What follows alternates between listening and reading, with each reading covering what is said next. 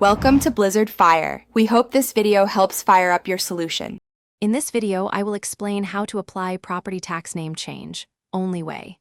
Start by locating your county tax assessor's office and download the correct form or request a paper copy. Gather proof such as a certified marriage certificate, court order, or deed showing the new name. Confirm fee amounts and acceptable payment methods, then submit the packet by mail or in person and obtain a receipt. Begin by assembling required documents in a single folder to avoid delays.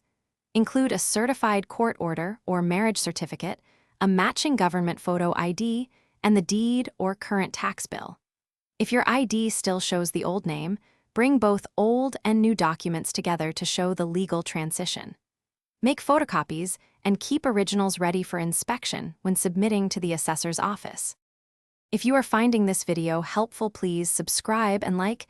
It really helps the channel grow. Quick recommendation: the new Kindle Paperwhite makes reading policy pages and forms much easier during long waits, with glare-free display and long battery life.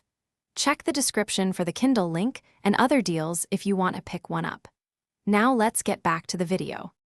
Follow the county's step-by-step filing process to ensure acceptance. Fill out the assessor's name change form completely, sign it, and include all required documents and payment.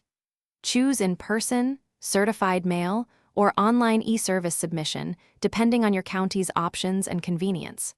Always request a stamped receipt or confirmation number and keep copies until your new name appears on tax records. Thanks for watching. If you found this helpful, don't forget to like and subscribe.